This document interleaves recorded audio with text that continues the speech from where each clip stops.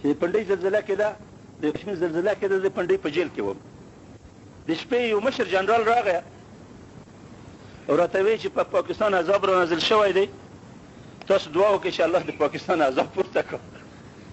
امې مونږ ویلي وو، امې مونږ تړلي وو، امې رضوانه دعا غوښته چې دعا وکړئ چې پاکستان الله عذاب پورته کړه.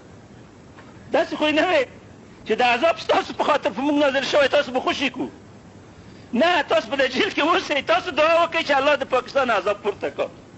تاسو دعا قبلېږي چې مستجاب دعا مې بولي. زه ډېر په جیل په دوره کې چې ډېر مې زړه بد شوی دی، ډېر چې خفه شوی یم.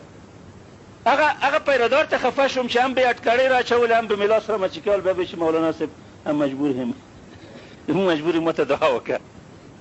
دعا به یې ورځنې غوښته، ځان به یې راباندې دموله.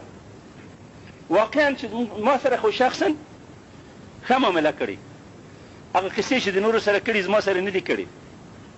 خو دا خبره ډېره قابل د تاسف ده. زه خو ښه یم چې که په تکلیفېږم، خو اجر و ثواب اراده هغه خو لرم، نیت. دا بېچاره ته ګوره چې هم ثواب غواړي، هم د ثواب په نیت باندې وهي.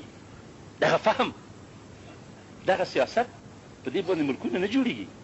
دا ظلمونه، دا بندیخانې دومره ډېرې شوې چې بالاخره چیف جسټس بېچاره زړه وسوله، هغه هم پې هغه وکاله شي. زه خبر نه یم، چیف جسټس زه یم، ته خلک بندیانوي وژنې.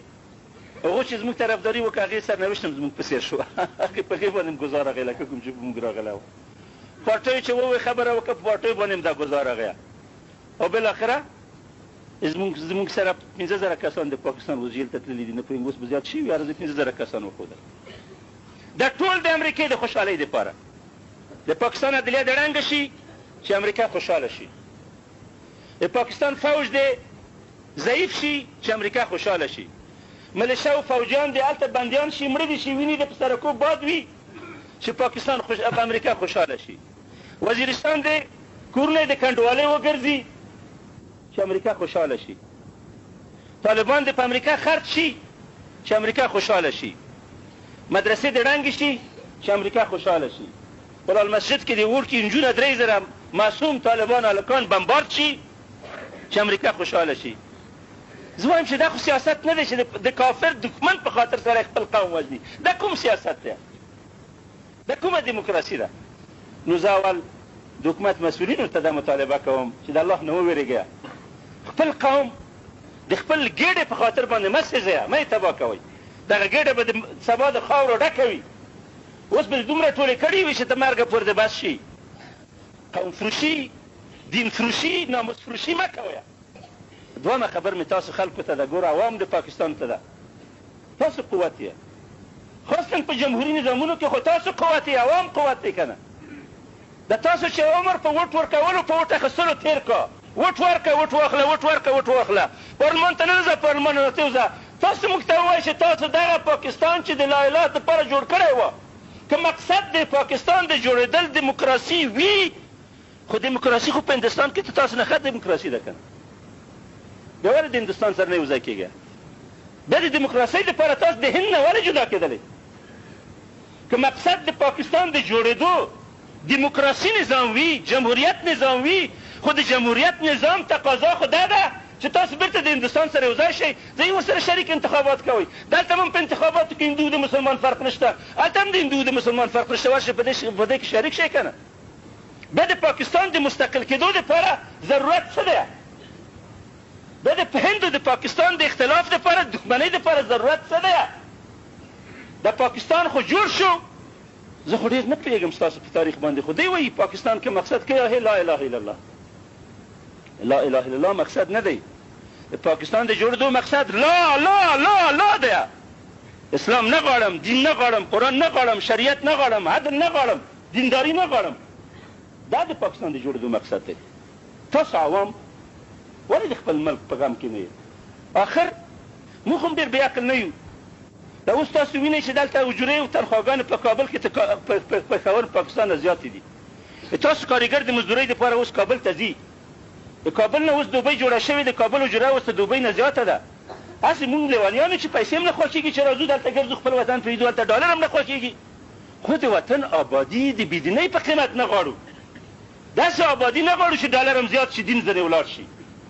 داسې آبادي نه غواړو چې وطن م آباد شي، برنګې م لوړې شي، خو د ښځې پرتګونه په ولوېږي، ښځې م لوڅې شي. د عزت آبادي غواړو. د بلډینګونو د آبادۍ سره د دین او د عقیدې او د ایمان آبادي هم غواړو. بزنس راته د دین نه ګرانه خبر نه ده. مونږ خپل بزنس د دین دپاره خرابوو. تاسو ولې خپل دین او ملک او وطن د بزنس دپاره خرابوئ؟ تاسو هغه وخت د حکومتونو په خلاف راپورته کېږئ چې اوړه درته قیمته شي، غوړي درته قیمته شي، خدای دې د اوړه او غوړي درته قیمته کړه چې لږ وخورئ. په دین خو کله ستاسو ټنډې نشي تروشي، ستاسو پورته شي او څوک ته لاس ونیسئ چې مه کوه ظلم. کنې ته دې نه ظلم چې پرون وشو په لال مسجد کې، ته دې نه ظلم به چېرته وشي؟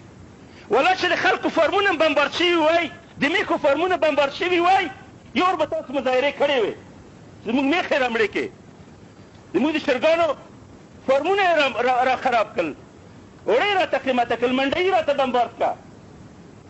د انسانانو مرګ وینو ته خو د خپلو میخو د چرګو او د چرګوړو په قیمت قایل شئ که نه؟ بیا که د خپلو کافرانو ته څه نه شي ویلی، دې ته هم زور نه رسي، تاسو حکومت درته اجازه نه راکوي. خو راشئ د زموږ خپل زموږ کافران خو مړه کړئ، موږ خو درته اجازه درکوو، دا لار خو درته کولاو ده که نه؟ دلته خو د امریکې نه انتقام واخلئ، دلته خو انګریز راغلی، ستا د بابا دښمن راغلی، ستا د پلار قاتل دلته راغلی دی. دې جهاد ته خو راسئ.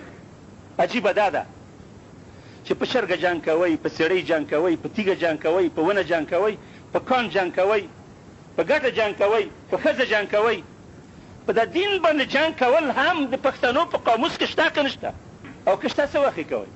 ګورئ تاسو د ورکزۍ ایجنسۍ، خیبر ایجنسۍ، د پښتنو هغه د تورې بړنګي خلک ویه. موږ به په افغانستان کې خلک په تاسو ویرول. ورته ویې بیم چې په خدای تیرا ته ځم در سره شرکت مې در سره وکړي، بدي در سره کوم تیرا ته ځمه. تاسو خو د پښتنو د تورې بړنګي ویه. د سړکونه ولې بند کړي دي دلته؟ بجلي ولې بنده کړې ده؟ دې په خاطر چې انګریزان د ملک سره نه شي. دا ستاسو پلرونو چې دلته سړکونه بند کړي، بجلي بنده کړې ده، دې په خاطر دلته د انګریز حکومت وه، نه یې غوښتل چې د انګریز ګاډی دلته راننوځي. دا به عقل نه و چې روډ یې نه پرېښودله، ګاډی نه دا د انګریز د نه راتګ په خاطر د لارې بندې کړې وې. نن د انګریز په خلاف خو صرف دومره وایي چې خدای انګریزانو دغه مزدوران تباه او برباد کړي.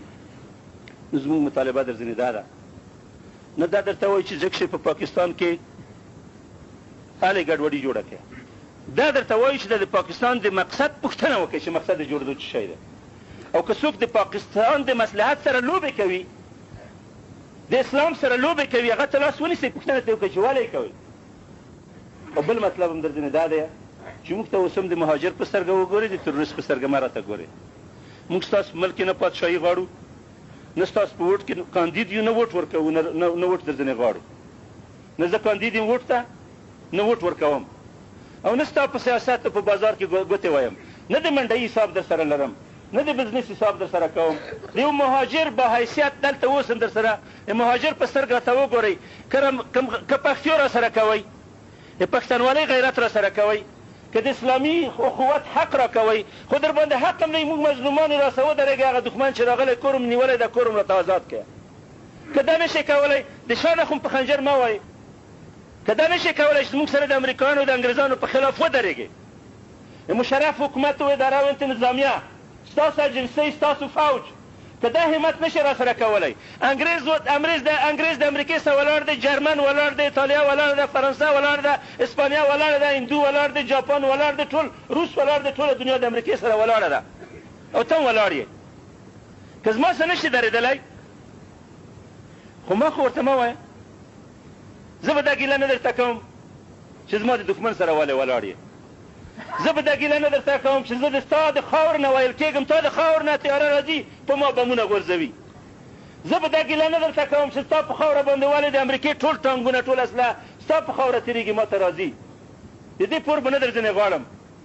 خو دا ظلم خو مه را سره کوه چې لاس پښې مې وتړې، په پیسو مې خرڅ کړ هلته، یا مې د شا نه ته ډب وولې، پیسې را باندې واخلې. اجرتي قاتل خو د ځانه مه جوړوه.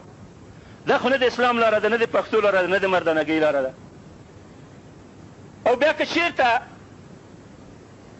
ده هم نشي کولی، دومره ته ووایه چې سړیه نه دې ساتلی شم، او نه مرسته در سره کړی شم، نه دلته پرېښودلی شم، په پرده زما د خاورې نه ووځه. نو چې د دښمن دپاره مې تړې دا خو هېڅ مروت نه دی، هېڅ قانون نه دی. دا مې اوله مطالبه ده درته.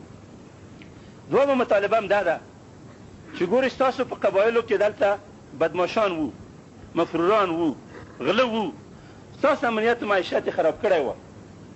د دې بدماشانو په خلاف ستاسو دینداره بچیان راجګ شول د طالب په نامه باندې، د غله او بدماشانو در ځینې ورک کړل، ټوپک دوی غاړې ته واچوله، ستاسو امنیت یې راونیوله. دومره خو خوشحاله شئ، شکریا خو ته وکړئ چې دې خلکو ستاسو امنیت وساتله. که د طالب نه خپل شکریا نه کوئ نو خلاف خو یې مه کوئ.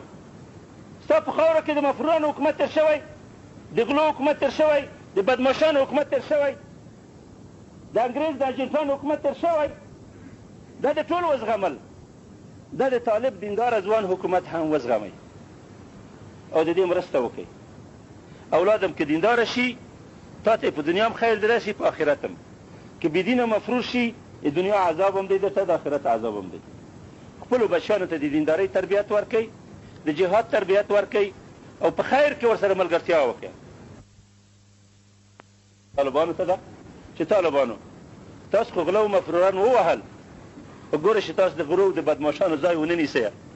بیا د طالب په نامه بدماشي مه شروع کوئ او قوم مه ځوروئ او ظلم مه کوئ. سپین ږیرو د علماو عزت وساتئ او کنې بیا به په تاسو پسې نور خلک سوټي راواخلي لکه د افغانستان په مجاهدینو پسې چې طالبانو واخیستله. اقول قولي هذا واستغفر الله لي ولكم وسائر المؤمنین. الله تاسو ته اجرونه درکړه چې ستاسو د دوکانو د کاروبار وخت مې ونیوله. څوک چې دلته راغلي ناست دي دغه وخت د الله په جهاد کې حساب کا. الله د مړي ټول وبخي، شهیدانو درجه دې ټولې لوړې کا الله پروردګار. څوک چې دین په لار کې ځورېدل دي الله دې په دنیا او په آخرت اجر ورکړه. د تاسو پښتون قوم غریب قوم دی، مظلوم قوم دی، فقیر قوم دی، پسمانده قوم دی، بې تعلیمه قوم دی. هلته هم پښتون وینې تویېږي، دلته هم د پښتون وینې تویېږي. الله دې د پښتون په دې زبون زده حال باندې رحم وکړه. وصلی الله علی محمد و آله و اصحابه اجمعین.